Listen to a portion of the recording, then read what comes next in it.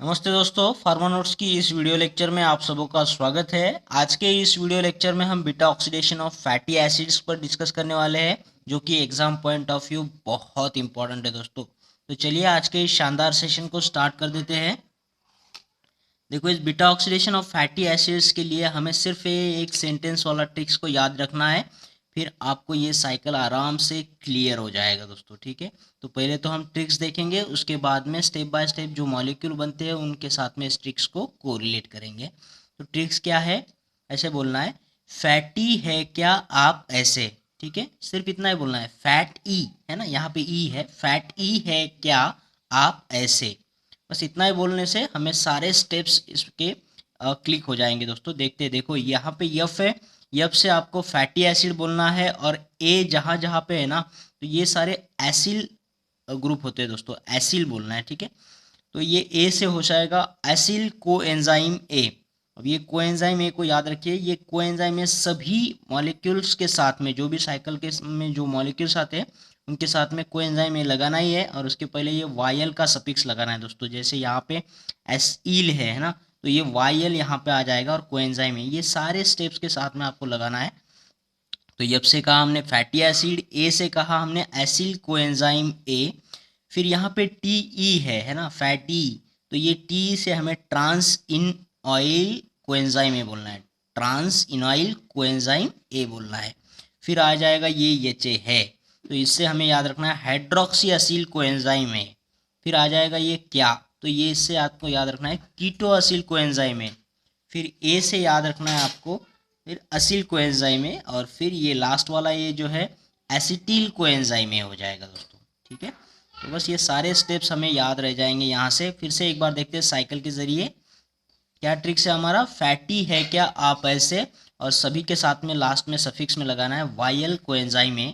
तो देखिए यहाँ पे यब से बना फैटी एसिड, फिर ए से बनता है असील कोएंजाइम ए, फिर आगे ये टी ई जो है इससे बनेगा ट्रांस इनोइल कोएंजाइम ए, फिर है हमारा आगे एच ए, इससे बनेगा हाइड्रोक्सी असील कोएंजाइम ए। ये बीटा ऑक्सीडेशन है तो बीटा कार्बन पे ये चलता है, तो beta hydroxy acyl coenzyme A, beta carbon पे हमें हाइड्रोक्सी ग्रुप मिलेगा, तो beta hydroxy acyl coenzyme A. फिर ये मिलेगा हमें beta keto acyl coenzyme A, ये हाइड्रोक्सी को कीटोन ग्रुप में कन्वर्ट हो जाएगा, ये beta keto acyl coenzyme A बनेगा। और लास्ट में हमें ये जो कीटो असील कोएंजाइम है ये ब्रेक होकर के दो मॉलिक्यूल मिलेंगे, जिसमें एक होगा असील कोएंजाइम है और दूसरा होगा एसिटिल कोएंजाइम है दोस्तों। ठीक है, तो बस ये सारे स्टेप्स अगर आपके ध्यान में आ जाए तो डिटेल साइकिल लिखना इतना कुछ मुश्किल है ही नहीं दोस्तों। ठीक है, हम धीरे से डिटेल साइकिल को भी देखेंगे, पहले इसके रिलेटेड जो छोटे छोटे पॉइंट्स है उसको देख लो। देखो, ये जो साइकिल होता है ना beta oxidation of fatty acid, तो ये सेल के दो जगहों पे होता है। देखिए यहाँ पे जो फर्स्ट स्टेप है इसका एक्टिवेशन ऑफ फैटी एसिड्स होता है।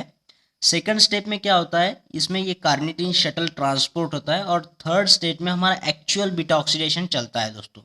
अब जो फर्स्ट स्टेप है एक्टिवेशन ऑफ फैटी एसिड, ये होता है सेल के साइटोसोल के भीतर, और ये सेल के साइटोसोल के भीतर ये एक्टिवेट हो जाता है फैटी एसिड असील कोएंजाइम ए में। फिर यहाँ पे जो कार्निटीन शटल होता है सेकंड स्टेप में, ये कार्निटीन शटल क्या करता है, इस एसिल कोएंजाइम ए को साइटोसोल से लेकर के माइटोकॉन्ड्रिया तक ट्रांसफर कराता है। फिर यहाँ पे इससे आगे जो साइकिल चलता है वो माइटोकॉन्ड्रिया के आगे चलता है दोस्तों, जो एक्चुअल बीटा ऑक्सीडेशन है, प्रॉपर बीटा ऑक्सीडेशन। और ये बीटा ऑक्सीडेशन चार स्टेप में चलता है। इसमें ये चार स्टेप कौन सी होंगी, देखिए ओ हाई ऑक्सी करके याद रखिएगा। ओ से होगा ऑक्सीडेशन, हाई से होगा हाइड्रेशन, फिर से ऑक्सीडेशन, और फिर लास्ट में सी जो है क्लीवेज होता है, इसका मतलब क्लीवेज यानी ब्रेकिंग। तो ये सारे चार यहाँ पे रिएक्शंस होंगे जिससे ये प्रॉपर बीटा ऑक्सीडेशन चलता है। देखिए यहाँ पे असील कोएंजाइम में माइटोकॉन्ड्रिया के अंदर आ चुका है। फिर इसका पहले तो क्या होगा, ऑक्सीडेशन होगा। ठीक है, यहाँ से ऑक्सीडेशन मतलब क्या, हाइड्रोजन का निकल जाना। तो यहाँ पे जो एंजाइम काम करता है उसका नाम होता है डिहाइड्रोजिनेज। फिर इससे बना है ट्रांसइनॉइल को एंजाइम है, फिर इस पर हाइड्रेशन एंजाइम काम करेगा जिससे वाटर मॉलिक्यूल को ऐड किया जाएगा, उससे ये कन्वर्ट हो जाएगा बीटा हाइड्रोक्सी असील कोएंजाइम में, और फिर उसका हो जाएगा ऑक्सीडेशन जिससे हमें मिलेगा बीटा कीटो असील कोएंजाइम में, और इसका बाद में हो जाएगा क्लीवेज यानी ब्रेकिंग, तो दो मॉलिक्यूल मिलेंगे असील कोएंजाइम में और एसिटिल कोएंजाइम में। फिर इसके आगे अगर हम देखेंगे तो ये असील कोएंजाइम ए जो है, देखिए यहाँ पे भी था और यहाँ पे भी है ना, तो यहाँ पे जितने कार्बन वाला एसिल कोएंजाइम में होता है उससे 2 कार्बन लेस वाला एसिल कोएंजाइम में यहाँ मिलता है। जो 2 कार्बन लेस हो चुके हैं वो यहाँ जाएंगे एसिटिल कोएंजाइम ए को बनाने में, ठीक है। और जो ये एसिल कोएंजाइम में 2 कार्बन लेस वाला है ये फिर से इसी प्रॉपर बीटा ऑक्सीडेशन में आ जाएगा दोस्तों। फिर से इसका चलता रहेगा जब तक कि हमें पूरे के पूरे मॉलिक्यूल एसिटिल कोएंजाइम में ए में कन्वर्ट नहीं हो जाते हैं। और जैसे ये एसिटिल कोएंजाइम ए के मॉलिक्यूल बनते जाते हैं वो क्रेब्स साइकिल के अंदर एंटर हो जाते हैं। जो सिट्रिक एसिड साइकिल है हमारा, ट्राई कार्बोक्सिलिक एसिड साइकिल जिसे हम कहते हैं, उसके अंदर ये इंटर हो जाते हैं। और यहाँ से हमें हर एक एसिटिल कोएंजाइम ए के मॉलिक्यूल से 10 एटीपी इक्विवेलेंट एनर्जी मिलता है दोस्तों, ठीक है। तो आपको यहाँ पे काफ़ी कुछ क्लियर हो चुका होगा, इसे तो हम डिटेल में देखेंगे आगे। और एक बात देखिए, एक्टिवेशन ऑफ फैटी एसिड के लिए एनर्जी एक ही बार लगता है। एक बार ये एक्टिवेट हो जाए फिर माइटोकॉन्ड्रिया के अंदर चल के ये प्रॉपर बीटा ऑक्सीडेशन चलते रहता है जब तक कि हमें लास्ट वाला जो है एसिटिल कोएंजाइम में 2 कार्बन वाला कंपाउंड वो नहीं मिल जाता, तब तक ये चलता ही रहेगा साइकिल दोस्तों, ठीक है। हम समझेंगे एक एग्जाम्पल के सहारे। फिलहाल तो हमारा ट्रिक्स आपने यहाँ पे कोरिलेट कर लिया है। क्या बोलना है, फैटी है क्या आप ऐसे, और अगर है तो क्या करना है, beta oxidation of fatty acid कर देना है दोस्तों, ठीक है। और लास्ट में ये क्रेब्स साइकिल के अंदर एंटर हो जाएगा। चलिए डिटेल में देखेंगे इस साइकिल को। और हाँ दोस्तों, हमारे फार्मा नोट्स की पीडीएफ मेंबरशिप को आज ही ज्वाइन करना है बाय कंट्रीब्यूटिंग 1000 रुपीज़ हमारे चैनल के लिए बाय पेटीएम या फिर फ़ोनपे से हमारे इस मोबाइल नंबर को यूज़ करके 8087339648। अगर कोई भी क्वेरी हो तो आप हमें इसी नंबर पर व्हाट्सअप भी कर सकते हैं। और जैसे ही आपका कंट्रीब्यूशन हो जाता है आपको हमारे प्राइवेट टेलीग्राम चैनल से लिंक किया जाएगा जहाँ पे आपको ये सारा मटेरियल एक पीडीएफ के फॉर्म में मिलता रहेगा दोस्तों। तो चलिए आगे साइकिल को डिटेल में देखेंगे। अब यहाँ पे हम फोकस करेंगे एनर्जी कहाँ कहाँ बनती है और इनके जो मॉलिक्यूल्स है उनको भी देखने की कोशिश करेंगे। देखिए ये फैटी एसिड जब एसिल कोएंजाइम ए में कन्वर्ट हो रहा है तो जाहिर सी बात है कोएंजाइम ए को ऐड करना पड़ेगा। और यहाँ पे ये जबकि एक्टिवेशन की बात चल रही है और कुछ भी एक्टिवेट करने के लिए हमें एनर्जी तो लगता है, तो यहाँ पे 2 एटीपी हमें लगेंगे, 2 एटीपी खर्चा करना पड़ेगा दोस्तों, ठीक है। तो यहाँ पे जो एंजाइम होता है ये थायोकाइनेज एंजाइम के प्रेजेंस में ये रिएक्शन हो जाता है एक्टिवेशन का, और ये काम कहाँ चलता है, सेल के साइटोसोल के भीतर। फिर जो सेकंड स्टेप है ट्रांसपोर्ट का, तो वो एसिल कोएंजाइम ए को ट्रांसपोर्ट किया जाता है साइटोसोल से लेकर के माइटोकॉन्ड्रिया तक, ठीक है। तो ये एसिल कोएंजाइम ए यहाँ पे आ चुका है दोस्तों, ठीक है। तो यहाँ पे हुआ क्या दोस्तों, स्ट्रक्चर में चेंजेस कुछ भी नहीं है ज़्यादा। देखिए फैटी एसिड इस तरीके से होता है, ये जो कार्बन है जहाँ पे हमारा ये फंक्शनल ग्रुप है एसिड, इसको जो कार्बन अटैच होता है वो अल्फा कार्बन होगा और उसके बाद वाला जो होता है वो बीटा कार्बन होता है। तो जबकि ये सारे चेंजेस यहाँ बीटा कार्बन पे हो रहे हैं तो ये beta oxidation of fatty acid ही होगा। बीटा कार्बन का क्या चल रहा है, यहाँ पे ऑक्सीडेशन होने वाला है, ठीक है। फिर यहाँ पे ये कोएंजाइम आकर के यहाँ पे अटैच हो चुका है एसिड ग्रुप को, तो इसलिए ये एसिल कोएंजाइम ए में कन्वर्ट हुआ है। फिर इसे ट्रांसपोर्ट किया गया माइटोकॉन्ड्रिया के अंदर, और जैसे माइटोकॉन्ड्रिया के अंदर आ जाता है ये, तो थर्ड स्टेप हमारा जो है actual beta oxidation, proper beta oxidation step, जो कि 4 स्टेप में बोला है हमने, वो हाई ऑक्सी करके है ना, oxidation, hydration, oxidation and cleavage. तो यहाँ पे देखिए फर्स्ट स्टेप जो है ऑक्सीडेशन की, हमने बोला ऑक्सीडेशन का मतलब क्या होता है, हाइड्रोजन का निकल जाना भी होता है। तो यहाँ पे जब हाइड्रोजन निकल जाता है, कौन से हाइड्रोजन जाएंगे, देखिए ये अल्फा और बीटा कार्बन के से एक एक हाइड्रोजन चला जाता है, तो ये FADH2 के फॉर्म में यहाँ एनर्जी जनरेट होता है दोस्तों।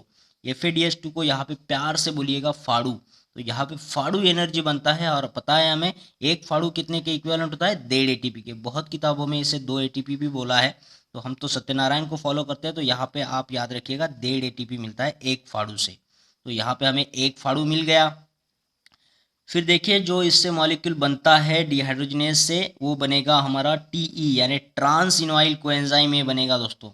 अब ये ट्रांस इनोइल कोएंजाइम क्यों बना, यहाँ पे 2 हाइड्रोजन निकल गए तो जाहिर सी बात है यहाँ पे डबल बॉन्ड आ जाएगा, अल्फा बीटा के बीच में, कार्बन के बीच में डबल बॉन्ड आ जाएगा। फिर है हमारा सेकंड स्टेप जो है वो हाइड्रेशन हो जाता है, यानी वाटर मॉलिक्यूल का एडिशन होगा यहाँ पे हाइड्रेटेज एंजाइम के प्रेजेंस में। फिर जैसे वाटर मॉलिक्यूल आ जाता है उसकी यहाँ पे एडिशन हो चुकी है, अल्फा बीटा कार्बन पर होती है दोस्तों। से वाटर मॉलिक्यूल से जो हाइड्रोजन है अल्फा कार्बन पे चला जाएगा, CH2 बना देगा, और बचा हुआ हाइड्रोक्सिल ग्रुप जो है वो बीटा कार्बन पे जा करके यहाँ हाइड्रोक्सिल ग्रुप आ जाएगा। तो इस तरीके से हमें जो मिलता है हाइड्रोक्सी असिल कोएंजाइम है, और बीटा पे हाइड्रोक्सी है तो बीटा हाइड्रोक्सी असिल कोएंजाइम है यहाँ पे हमें मिलेगा दोस्तों। फिर हमारा थर्ड स्टेप है एक्चुअल बीटा ऑक्सीडेशन का, ऑक्सीडेशन वाला। इसमें भी डीहाइड्रोजनेज होगा, 2 हाइड्रोजन एटम यहाँ से चले जाएंगे। अब हाइड्रोजन एटम कहाँ से चले जाएंगे, देखो बीटा कार्बन के ऊपर से एक हाइड्रोक्सिल ग्रुप से हाइड्रोजन और एक बीटा कार्बन के ऊपर से हाइड्रोजन जाएगा और यहाँ पे C डबल बॉन्ड हो यानी कीटोन ग्रुप बन जाएगा दोस्तों। इस तरीके से ये हाइड्रोजन चले जाता है। तो यहाँ पे जो हमें एनर्जी मिलता है वो NaDH2 के फॉर्म में मिलता है, जिसे हम प्यार से बोलेंगे नाड़ू। ठीक है, पहला एनर्जी मिला वो फाड़ू होगा, ऑक्सीडेशन के पास मिला था, ये भी ऑक्सीडेशन के पास मिल रहा है, तो ये नाड़ू है। और हमें पता है नाड़ू से कितना एटीपी मिलता है, 2.5 एटीपी मिलता है। बहुत किताबों में यहाँ पे आपको नाड़ू जो है 3 एटीपी देता है ऐसे बोला जाएगा, लेकिन हम सत्यनारायण को फॉलो करते हैं तो उसमें 2.5 एटीपी बताया हुआ है दोस्तों। ठीक है, तो यहाँ 2.5 एटीपी मिलेगा नाड़ू एनर्जी से। फिर ये जो डिहाइड्रोजनेशन हुआ है तो हमें मिला है कीटोन ग्रुप बीटा पे, तो ये हो जाएगा beta keto acyl coenzyme A होगा दोस्तों। ठीक है, तो इसका फिर हो जाता है क्लीवेज, यानी इस पे ब्रेकिंग हो जाता है दोस्तों इस मॉलिक्यूल का। हमने बोला लास्ट में हमें 2 मॉलिक्यूल मिलेंगे, एक तो मिलेगा असील कोएंजाइम में और दूसरा मिलेगा असिटिल कोएंजाइम में। ठीक है, और जो यहाँ पे असील कोएंजाइम में मिलता है वो 2 कार्बन लेस मिलता है हमें पहले वाले से। तो देखिए ये एक कार्बन, ये एक कार्बन, यहाँ पे ये जो कीटो असील कोएंजाइम है वो ब्रेक हो जाएगा और ये मॉलिक्यूल इस तरीके से हमें एसिटिल कोएंजाइम ए के फॉर्म में मिलेगा, 2 कार्बन वाला कंपाउंड। और जो बचा है वो हमें असील कोएंजाइम ए, जो पहले वाला असील कोएंजाइम ए था उससे 2 कार्बन लेस हुआ है दोस्तों, 2 कार्बन इसमें चले गए हमारे। फिर ये जो असील कोएंजाइम में बनता है वो फिर से इस एक्चुअल बीटा ऑक्सीडेशन जो थर्ड स्टेप है उसमें आ जाएगा, फिर से उसका ओ हाई ऑक्सी स्टेप हो जाएगा, इसका ऑक्सीडेशन हाइड्रेशन ऑक्सीडेशन क्लीवेज होकर के फिर से ये मिलेगा, जब तक कि ये सारे कार्बन खत्म होकर के हमें एसिटिल कोएंजाइम में ना मिल जाए 2 कार्बन वाली। ठीक है, तो ये जो रिएक्शन हो रहा है ब्रेकिंग का, क्लीवेज का, ये थाइलेज एंजाइम के प्रेजेंस में होता है। और यहाँ पे देखिए हमें कोएंजाइम ए को फिर से ऐड करना होता है, क्योंकि ये 2 कार्बन वाले के साथ में ये कोएंजाइम ए चले जाएगा, तो इससे ऐड करने के लिए यहाँ पे कोएंजाइम ए को ऐड करना पड़ेगा दोस्तों। ठीक है, तो दोनों मॉलिक्यूल को यहाँ पे कोएंजाइम ए आ चुका है। और जितने भी एसिटिल कोएंजाइम ए बनेंगे वो किस में एंटर हो जाएंगे, लास्टली क्रेब साइकिल के अंदर एंटर हो जाएंगे। और कितना एटीपी मिलेगा यहाँ पे, एक एसिटिल कोएंजाइम से 10 एटीपी मिलता है दोस्तों। ठीक है, क्रेब साइकिल तो हमने पढ़ लिया है, तो फिर से आपको देखना है तो आप देख सकते हो दोस्तों। ठीक है, तो ये ट्रिक्स के सहारे ये सारा हमने देख लिया। अब देखेंगे कितना एनर्जी इसमें जनरेट होता है एक फैटी एसिड को एग्जाम्पल के सहारे देखेंगे हम। देखिए यहाँ पे देखेंगे energy calculation in beta oxidation of fatty acid. तो यहाँ पे देखिए पहले तो हम कहाँ कहाँ एनर्जी यूटिलाइज किए थे और कहाँ पे एनर्जी जनरेट हुआ था। पहले तो एक्टिवेशन ऑफ फैटी एसिड की जो कि एक ही बार होता है दोस्तों, एक्टिवेशन बार बार नहीं करना पड़ता है, एक ही बार होता है साइटोसोल के अंदर। वहाँ पे हमें 2 एटीपी का खर्चा करना पड़ा था, 2 एटीपी हमने यूज़ कर लिए थे। फिर कार्निटिन का ट्रांसपोर्ट था, जहाँ पे हमें कोई एनर्जी नहीं लगा था, नील एनर्जी, कोई भी एनर्जी नहीं लगता है ट्रांसपोर्ट के लिए।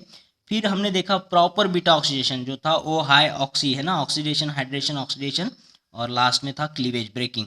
तो वहाँ पे जो भी ऑक्सीडेशन वाले स्टेप थे, पहला वाला जो ऑक्सीडेशन था वहाँ पे हमें फाड़ू के फॉर्म में एनर्जी मिला था, दूसरा वाला ऑक्सीडेशन वहाँ पे हमें नाड़ू के फॉर्म में एनर्जी मिला था। ये हम प्यार से बोल रहे हैं इसे याद रखने के लिए। तो हमें पता है एक फाड़ू इज इक्वल टू 1.5 एटीपी होता है और एक नाड़ू इज इक्वल टू 2.5 एटीपी होता है दोस्तों। अब यहाँ पे कितना फाड़ू कितना नाड़ू मिलेगा ये तो डिपेंड करता है आपके फैटी एसिड में कितना सारा कार्बन है। ठीक है, क्योंकि हर एक जो भी फैटी एसिड है जितने भी कार्बन है उससे हमें एसिटिल कोएंजाइम ए वाले 2-2 कार्बन में उसे जब तक वो पूरा कन्वर्ट नहीं हो जाता उसे वो एक्चुअल बीटा ऑक्सीडेशन में घूमना ही घूमना है। ठीक है, अब यहाँ पे देखिए हमने n से इसे मल्टीप्लाई किया, यानी ये साइकिल कितनी बार होगा, ये जो हमने ओ हाई ऑक्सी बोला ना वो कितनी बार होगा वो कार्बन पे डिपेंड करता है दोस्तों। किस तरीके से, देखो n is equal to number of carbon in fatty acid divide by 2 -1 करना है। अगर आपके पास 16 कार्बन है तो 16/2 8 हो जाएंगे, -1 7, तो आपने इस फाड़ू और नाड़ू को 7 से मल्टीप्लाई कर देना है दोस्तों। ठीक है, वो देखेंगे हम एग्जाम्पल के सहारे आगे। फिर आता है जितने भी एसिटिल कोएंजाइम बनते हैं वो क्रेब साइकिल के अंदर चले जाएंगे, और एक क्रेब साइकिल में जो एक मॉलिक्यूल एसिटिल कोएंजाइम का जाता है तो उससे हमें 10 एटीपी मिलता है, तो उसको हमने मल्टीप्लाई करना है यम से। तो ये यम क्या है, तो ये साइकिल जो है कितनी बार घूमेगा, इसमें कितने एसिटिल कोएंजाइम में बनेंगे एक फैटी एसिड से, उतने सारे के सारे क्रेब साइकिल में जाकर के हमें हर एक एसिटिल कोएंजाइम से 10 एटीपी मिलेगा। और कितना बार मिलेगा, तो यम बार। तो यम यानी क्या है, number of carbon in fatty acid divide by 2। अगर 16 कार्बन है 2 से डिवाइड करेंगे 8 आ जाएगा, तो 8 से हमें 8 मॉलिक्यूल से हमें इंटू 10 यानी 10 80 एटीपी मिलेगा दोस्तों क्रेब साइकिल से। वो हम देखेंगे यहाँ पे पाल्मिटिक एसिड के ऑक्सीडेशन के एग्जाम्पल से, जिसमें कि 16 कार्बन होते हैं दोस्तों।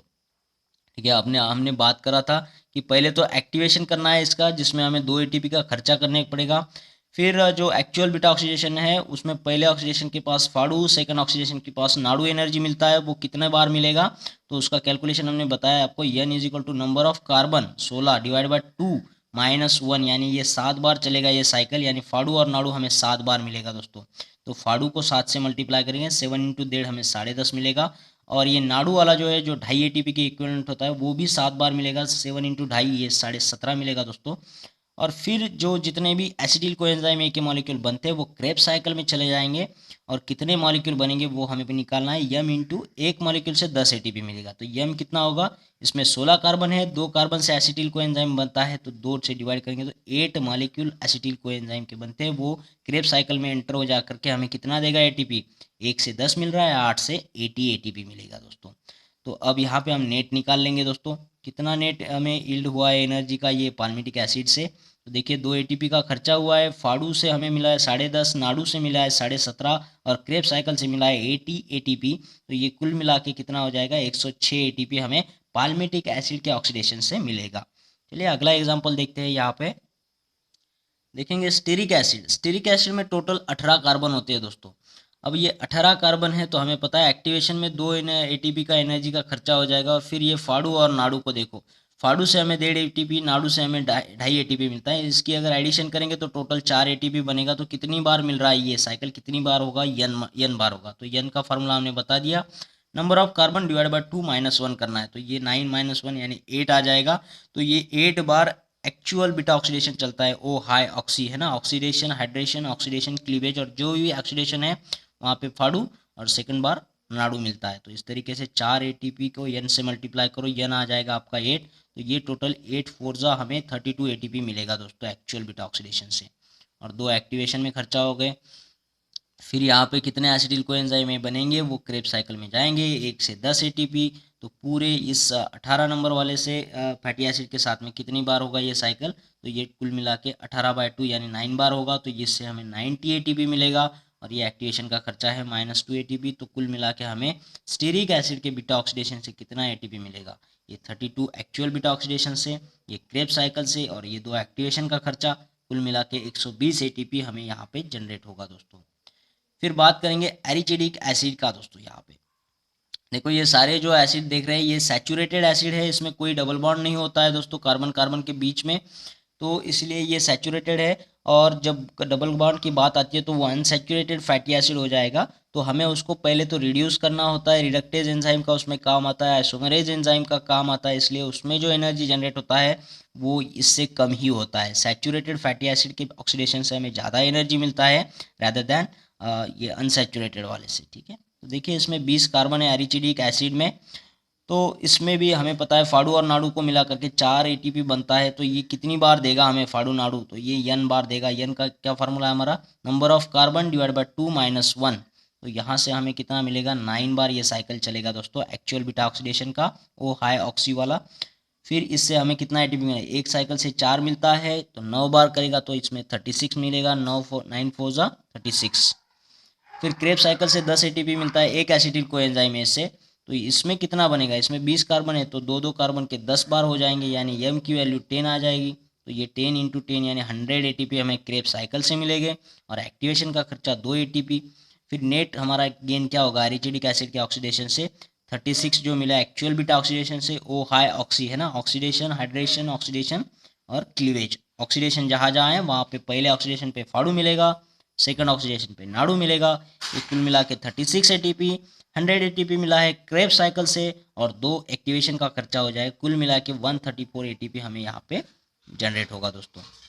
फिर आपने भी करके देखना है। यहाँ पे 2 सैचुरेटेड फैटी एसिड के एग्जाम्पल हम छोड़ के जा रहे हैं। बेहनिक एसिड में 22 कार्बन होते हैं, जिससे हमें बीटा ऑक्सीडेशन से 148 एटीपी को हम जनरेट कर सकते हैं। और लिग्नोसेरिक एसिड होता है जिसमें 24 कार्बन्स होते हैं, जिससे हम 162 एटीपी जनरेट कर सकते हैं दोस्तों। ठीक है, आप लोगों ने भी ये कैलकुलेशन करके देखना है। तो आपको ये सारा बीटा ऑक्सीडेशन समझ में आ चुका दोस्तों, यही आशा करता हूँ। और अगर आपको ये वीडियो अच्छा लगा है तो इस वीडियो को लाइक करना है, शेयर करना है, और कमेंट बॉक्स में कमेंट ज़रूर करना है दोस्तों।